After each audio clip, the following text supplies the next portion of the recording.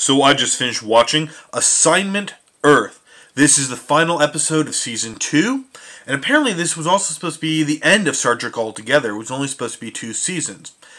Anyway, this episode, at first, I thought I was really going to hate. This is another time travel episode. But not so much time travel as in, this seems to be like an okay thing, that the Enterprise just is going back in time for historical research. Yeah, that was my thought. Why? What's going on? I mean, not really explained. They're just like, hey, yep, we're 1968, guys. Okay, cool. Weak premise to set up the episode. So, like I said, I'm already turned off by it. Luckily, it does get better. Because all of a sudden, they wind up beaming somebody on board the Enterprise. And at first, I thought it was Rod Serling. It's kind of what the guy looked like when I first saw it. It obviously wasn't. Although, I'm sure somewhere out there's got to be some fun Twilight Zone, Star Trek fan fiction or something.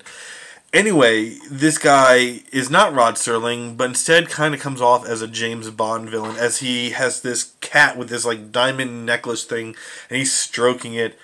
And it turns out this guy is human, but he's from another planet that these other aliens have abducted humans and then have trained them in their ways to send them back to Earth to save Earth.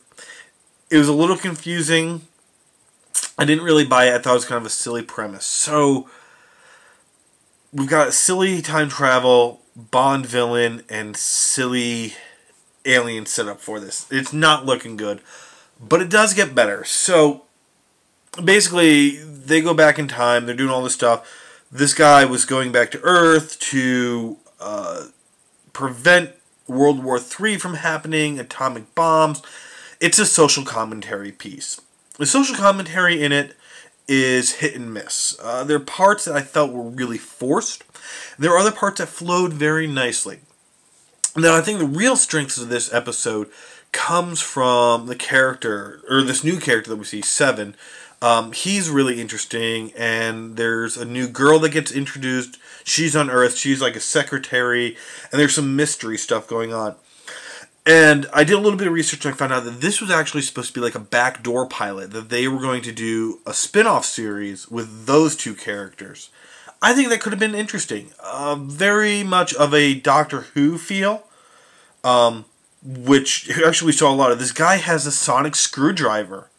They don't call it that, but it is a device about yay long, the length of the screwdriver, and he points it at doors and they unlock. Or he can point it at objects and make stuff happen.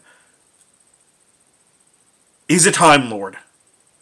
We have Rod Serling, James Bond villain, Time Lord. Okay. I can get behind that. Anyway, the episode overall I thought was pretty strong.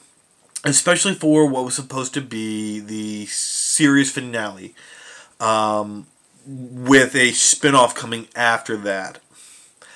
I would have liked to have seen more of the other cast, though. If this is the fun farewell, let's get the other people involved. I don't even remember McCoy being in this episode.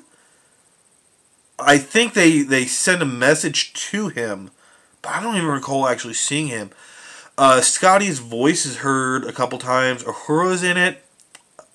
Sulu and Chekhov maybe are in the background.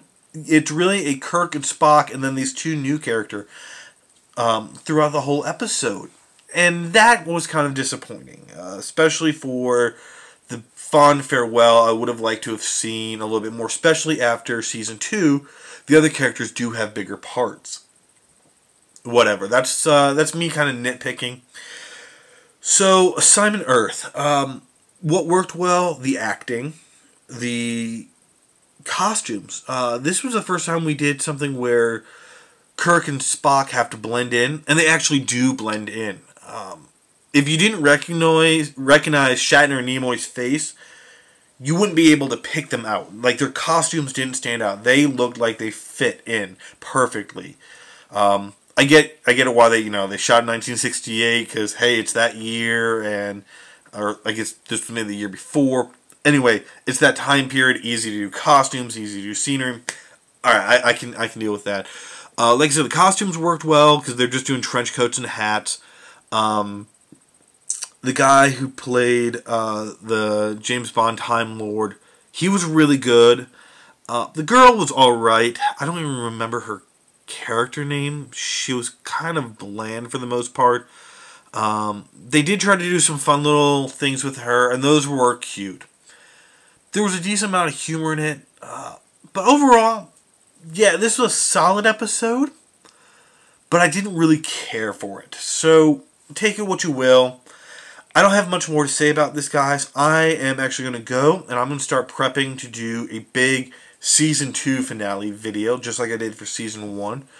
So, in the meantime, send comments, questions, concerns. I've gotten some great messages back from people, so thank you all for watching and encouraging me to keep doing this. Please continue to watch, continue to comment.